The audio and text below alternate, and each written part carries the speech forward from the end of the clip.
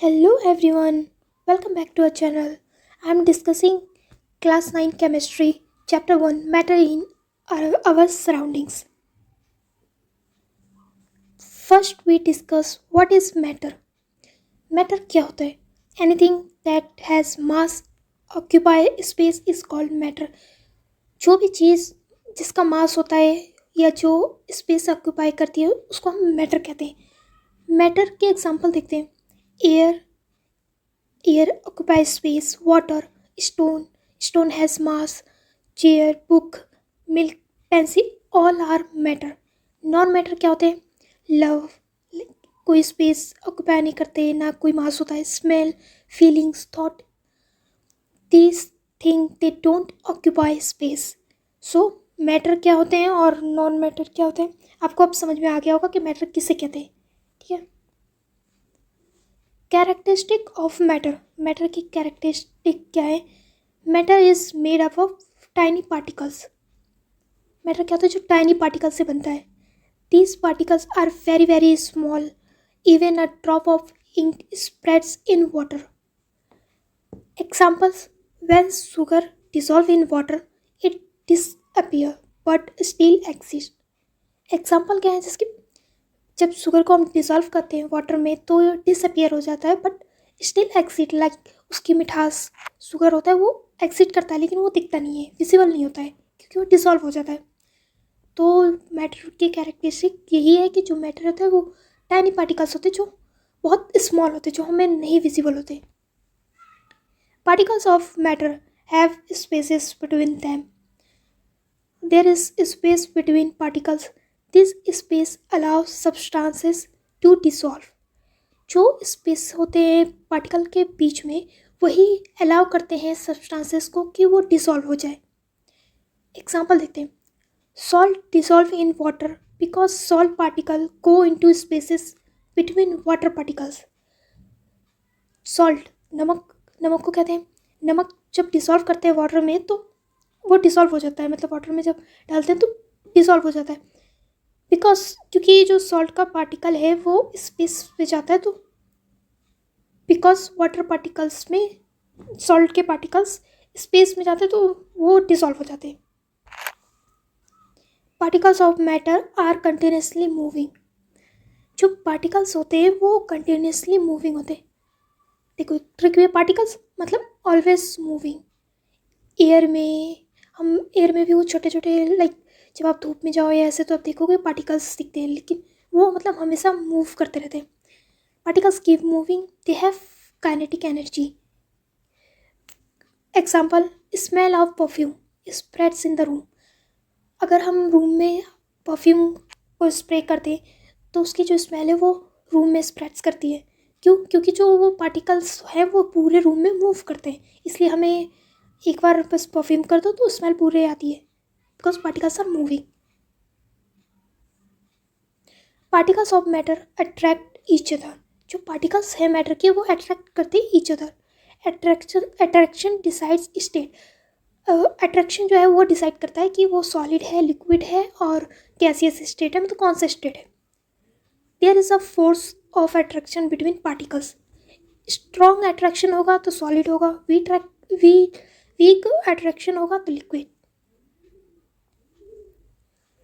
अब state of matter पढ़ते हैं. स्टेट ऑफ मैटर कौन कौन से स्टेट होते हैं?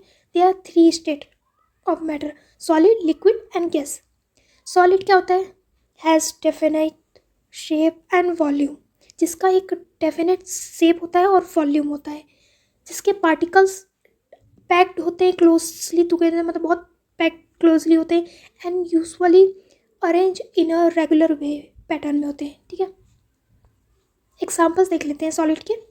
कप, इसके जो पार्टिकल हैं वो बहुत ही क्लोज पैक्ड है. ठीक है. डेफिनेट शेप है, वॉल्यूम है, इसका एक डेफिनेट शेप है, वॉल्यूम है और पार्टिकल्स क्लोज पैक्ड है. कप हो गया, शर्ट हो गई, बुक, इरेजर.